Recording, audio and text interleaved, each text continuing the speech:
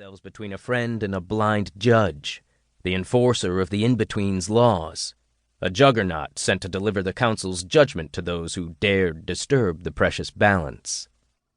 Barely conscious, the soldier spat a mouthful of blood while pawing weakly at one of the magazine holsters on his hip.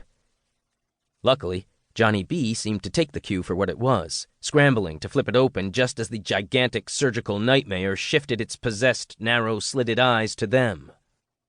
Johnny B started crooning a slowed-down rendition of Bon Jovi's Blaze of Glory. There was nothing commercial about his solemn reimagining of the song. A shaky hand retrieved the gadget stowed away in the magazine holster, a small black device with a big red switch on its side.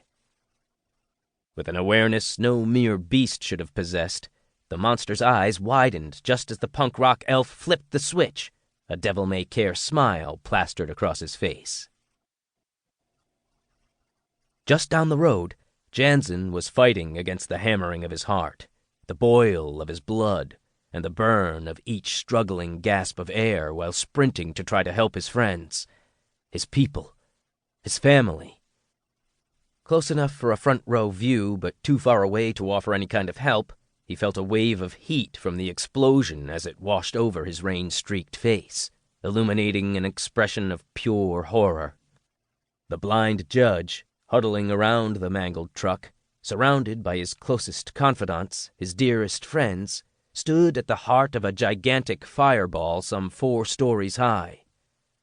The aftermath left smoldering asphalt, flipped cars, sheared and broken telephone poles, and shattered windows as far as the eye could see. Behind him was a puddle-rumbling boom, then another.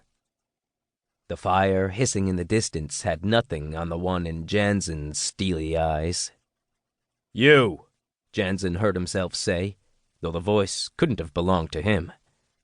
The wet in his eyes wasn't from the heavy rain, and the rage that flowed through his veins was too much to keep bottled up. Behind him stood a towering machine, a dire contrast to the beast at the center of the eruption. Where the latter was a network of limbs and parts scavenged from enslaved beasts, this golem was forged from mythical metal and shaped carefully into an indestructible tank.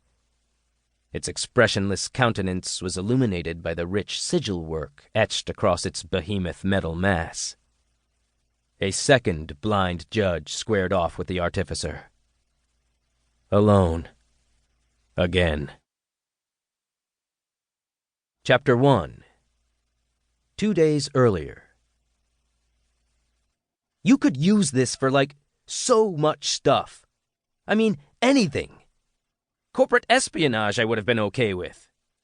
Grove had the bastard I was berating in a hurtlock, making him a captive audience to my monologue. The scumbag in question was Nicholas Green.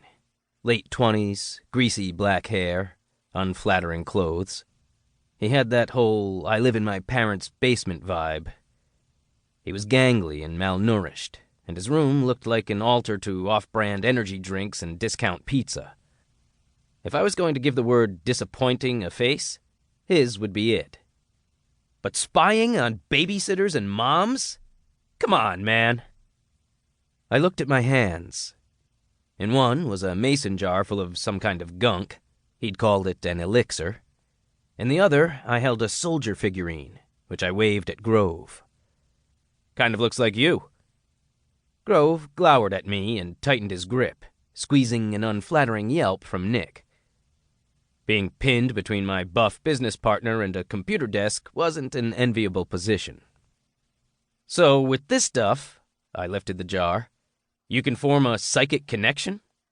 Next, the toy soldier.